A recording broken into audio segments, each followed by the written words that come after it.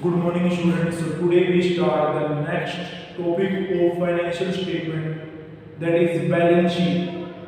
अभी जो हमने लास्ट टॉपिक करा था उसमें हमें ये जानने की कोशिश करी थी कि हमारे बिजनेस की जो फाइनेंशियल परफॉर्मेंस है, वित्तीय जो परफॉर्मेंस है, परिस्थिति है, उसको हम कैसे कैलकुलेट कर सकते हैं। जो हमारे बिजनेस की फाइनेंशियल परफॉर्मेंस है उसको कैलकुलेट करने के लिए हम ये पता लगाते हैं कि हमें साल के दौरान कितने प्रॉफिट हुए और कितने लॉस हुए। तो वो जानकारी हमें मिलती है trading profit and loss account से, जो हमने लास्ट वीडियो में पढ़ा। अब हमें ये जानना है कि हमारी कंपनी की फाइनेंशियल पोजीशन कैसी है, वित्तीय स्थिति कैसी है। और एक कंपनी की फाइनेंशियल पोजीशन पता लगती है कि क्या कंपनी के पास इतनी एसेट्स हैं कि वो लायबिलिटी की पेमेंट कर सकता है या नहीं कर सकता। एसेट क्या होती हैं? जो कंपनियों की संपत्तियां हैं, और लायबिलिटी क्या होती है? जो कंपनी के दायित्व हैं, जो भुगतान कंपनी ने करने हैं।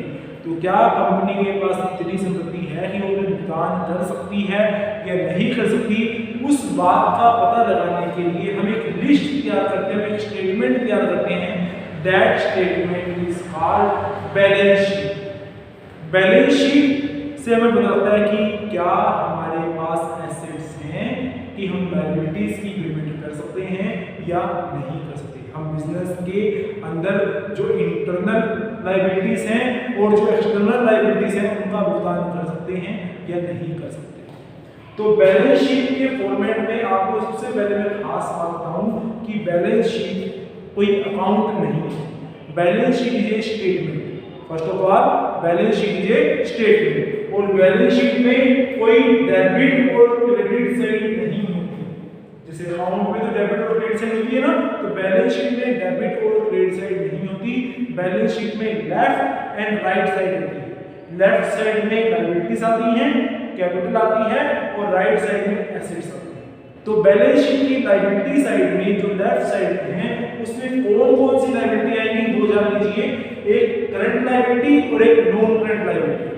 करंट लायबिलिटी मतलब करंट ईयर की बात हो रही है, वो उधार जो हम एक साल के अंदर अंदर चुका देंगे, that liability is current liability. और वो उधार जो हम लंबे समय के बाद चुकाएंगे, मोर देन 1 ईयर, एक साल से अधिक टाइम पीरियड के बाद चुकाएंगे, that is non current liability. तो करंट लायबिलिटी में हमें कुछ पॉइंट लिखे हुए हैं। सबसे पहला पॉइंट है बैंक ओवरड्राफ्ट। बैंक ओवरड्राफ्ट मतलब जब आप लिमिट से ज्यादा पैसा अकाउंट में से निकलवा सकते हो, निकलवा लिया, दैट इज बैंक ओवरड्राफ्ट। तो आपको एक साल के भीतर वो पैसा चुकाना होता है, दैट इज करंट लायबिलिटी। उसके बाद बिल्स पेबल। अभी आपने बिल ऑफ एक्सचेंज पढ़ा कि जब एक सेलर कस्टमर को गुड्स के लिए उधार सेल के लिए बिल लिखता है, तो कस्टमर उस बिल को चेक करने के बाद सेलर को रिटर्न करता है। तो सेलर के लिए वो बीआर है और कस्टमर के लिए हो गया बिल्स पेबल। बिल पे नहीं करा उसको, सिर्फ उसके बिल्स पेबल है, दैट इज लायबिलिटी। तो 1 महीने के अंदर, 2 महीने के अंदर, विद इन द 1 ईयर के अंदर चुका देगा, that's what is current liability. अब सेलर ने कस्टमर को उधार सेल करी है, तो यहाँ पे सेलर क्रेडिटर है और कस्टमर डेबिटर है। तो क्रेडिटर पैसे देने वाला है, तो इसीलिए क्रेडिटर को क्या मानेंगे? लायबिलिटी मानेंगे, इसलिए लायबिलिटी साइड में लिखा। उसके बाद आउटस्टैंडिंग एक्सपेंसेस। आउटस्टैंडिंग मतलब कि वो खर्चे जो अभी बकाया हैं, जो भी पे नहीं करे। मान लो मैंने इस महीने का रेंट पे नहीं करा, तो वो खर्चे भी बकाया हैं, बाद में पे करने हैं, that is liability. That's why it is show here in the liability side of current liability. Unearned income, वो इनकम जो हमने कमाई नहीं है पर एडवांस में रिसीव हो गई, तो वो इनकम हमारी अभी बनती नहीं है। मान लो मेरे को एडवांस में सैलरी मिल गई, तो वो इनकम मैंने अभी कमाई नहीं है, अभी पूरा महीना यूं खत्म ही नहीं हुआ, पूरा महीना स्टार्ट ही नहीं हुआ, आपको एडवांस में सैलरी मिल गई, तो वो इनकम क्या है? अनअर्न्ड इनकम है। तो कमाई नहीं है पर एडवांस में रिसीव हुई, तो वो मेरे एक तरीके से उधार है, that's why it will show in the current liability. अब नॉन करंट लायबिलिटी में क्या आएगा कि जो पैसा आपने एक साल से अधिक टाइम पीरियड के लिए उधार लिया है, that is non current liability. For example long term loans. अगर आप लंबे समय के लिए बैंक से लोन ले रहे हो, डिबेंचर इशू कर रहे हो, मॉर्गेज लोन ले रहे हो, पब्लिक डिपॉजिट ले रहे हो, तो ये सारे के सारे लॉन्ग टर्म लोन्स हैं। उसके बाद रिजर्व। रिजर्व का मतलब आप पहले भी जान चुके हो, आपने भी चैप्टर पढ़ा था डेफिनेशन। उसके बाद आपका चैप्टर था प्रोविजन एंड रिजर्व। रिजर्व क्या होता है कि फ्यूचर क्या है, अनसर्टेन है, किसी को नहीं पता कि कोरोना काल आएगा, तो उसके लिए जो प्रॉफिट का हिस्सा उन्हें पास अपने रूप में सेविंग के रूप में रखा हुआ था, वो सेविंग आज हमारी काम आ रही है। तो ऐसे ही बिजनेस प्रॉफिट का हिस्सा कुछ अपने पास रखती है फ्यूचर की अनसर्टेनिटी को ध्यान रखते हुए, दैट इज कॉल्ड रिजर्व। तो ये प्रॉफिट में मालिक का हक था, मालिक को देने के लिए अपने पास था, तो हमारे लिए उधार है, इसीलिए इस रिजर्व ने लायबिलिटी सेट शुरू करा। उसके बाद कैपिटल हमारी इंटरनल लायबिलिटी है, क्योंकि जो पैसा मालिक लगा रहा है, मैं एक बार बता भी चुका हूँ पहले कि कंपनी और कंपनी का मालिक दोनों अलग अलग पर्सन होते हैं। तो कंपनी का मालिक जो पैसा लगा रहा है वो लायबिलिटी जरूर है, इंटरनल लायबिलिटी है, वो मालिक है, पर वो भी मालिक के उधार है, वो भी चुकाना पड़ेगा। तो capital will be also show in the balance sheet of liabilities. Capital बढ़ती कब है, जब हमारे उसमें प्रॉफिट ऐड होते हैं, तो नेट प्रॉफिट ऐड होंगे तो कैपिटल बढ़ेगी। अगर कैपिटल में से कुछ पैसा निकलवा दोगे तो ड्राइंग्स के रूप में, तो कैपिटल क्या हो जाएगी, कम हो जाएगी। तो इसलिए हमने ड्राइंग्स को माइनस करा है, नेट प्रॉफिट को ऐड करा। उसके बाद इनकम टैक्स होता है, जो कंपनी का मालिक टैक्स पे करता है, that is pay from the company, so वो भी क्या होगी, ड्राइंग्स होगी। अगर कंपनी का मालिक ने बीमा करा रखा है तो बीमे का पैसा भी अगर कंपनी से जा रहा है तो पर्सनल यूज के लिए, that is also called drawings. तो इनकम टैक्स और लाइफ इंश्योरेंस दोनों के ड्राइंग्स है, इसलिए कैपिटल से क्या कर दिया, माइनस कर दिया। अब हम बात करते हैं राइट साइड की, एसेट साइड की। एसेट साइड में इसमें लिखा है current asset. Current asset are those asset which we convert into the cash within the 1 year.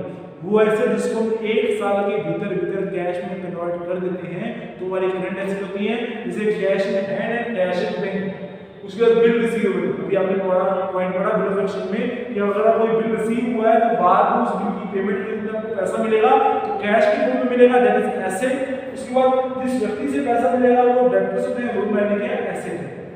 Short term investment जो आप 1 साल के लिए पैसा इन्वेस्ट कर रहे हो, जैसे दूसरी कंपनी के शेयर खरीद रहे हो, डिबेंचर खरीद रहे हो, या म्यूचुअल फंड में पैसा इन्वेस्ट कर रहे हो, तो विद इन द 1 ईयर आप पैसा रिटर्न प्राप्त कर लोगे, तो वो एक करंट एसेट है। अब यहाँ पे सैलरी पर लिखा है दोनों, सैलरी का मतलब होता है कि जब एक से ज्यादा डेब्टर हो, अगर एक डेब्टर तो हम यहाँ पे सिर्फ डेब्टर पर ले सकते हैं। अगर सैलरी का मतलब है विविध बहुत सारे डेब्टर, जब हमने बहुत सारे डेब्टर को उधार में सेल कर दिए, बहुत सारे डेब्टर से उधार में परचेज करते हैं, तो वहां पे सैलरी पर यूज होगा। क्लोजिंग स्टॉक जो साल के एंड में स्टॉक बच जाता है, वो स्टॉक अभी यूज नहीं है, तो मान लीजिए एसेट है। उसके बाद प्रीपेड एक्सपेंसेस, जो खर्चे आपने एडवांस में पे कर दिए, अगर मान लो इस महीने का रेंट मैंने एडवांस में पे कर दिया, तो क्या अगले साल में रेंट पे करूंगा या अगले महीने में रेंट पे करूंगा, नहीं करूंगा, तो उसका बेनिफिट मेरे को अगले महीने मिलेगा, तो that is asset. That's why prepaid expenses show here. Accrued income, मेरे को सैलरी, मैंने पूरा महीना काम कर लिया, मेरे को अभी सैलरी नहीं मिली, मैंने कमा तो ली सैलरी पर रिसीव नहीं, आगे मिलेगी ना, भी आने वाले टाइम में क्या होगा, मिलेगी। तो मैंने क्या एक्यूर्ड इनकम है, इनकम जो कमा ली है पर रिसीव नहीं हुई, तो कैश की फॉर्म मिलेगी, that is asset. Long term investment, यहाँ शॉर्ट टर्म इन्वेस्टमेंट था, अगला पॉइंट क्या है हेडिंग लॉन्ग टर्म इन्वेस्टमेंट, जब 1 साल से अधिक टाइम पीरियड के लिए आप किसी दूसरी कंपनी के शेयर डिबेंचर परचेज करते हो, that is long term investment. उसके बाद नॉन करंट एसेट, वो एसेट जो हमने सेल करने के पर्पस से बिजनेस में नहीं खरीदी, यूज करने के पर्पस से बिजनेस में खरीदी, जैसे बिल्डिंग हो गई, फर्नीचर हो गया, प्लांट मशीनरी हो गई, लैंड और बिल्डिंग हो गई, ठीक है ना, गुडविल हो गया, पेटेंट हो गया, तो वो हमारी क्या है, नॉन करंट एसेट है। तो 2 प्रकार की नॉन करंट एसेट आपने अकाउंटिंग टर्म के चैप्टर 2 में पढ़ी होगी, tangible assets and intangible assets. So first 3 item are tangible assets and last 1 intangible assets. तो furniture, loose tools and motor vehicle का टेंजिबल एसेट। फर्नीचर के बारे में आप पहले से जानते हो। लूज टूल्स क्या होते हैं, अगर आपने देखा हो जहां से हम बाइक की सर्विस करवाते हैं तो उनके पास कुछ औजार होते हैं, उसको हम लूज टूल कहते हैं। वो औजार उन्होंने बेचने के लिए नहीं खरीदे, यूज करने के लिए खरीदे हैं, दे आर लूज टूल्स और they are non current assets. Motor vehicle अगर हम यूज कर रहे हैं सामान को लाने और ले जाने में, that is also known current asset.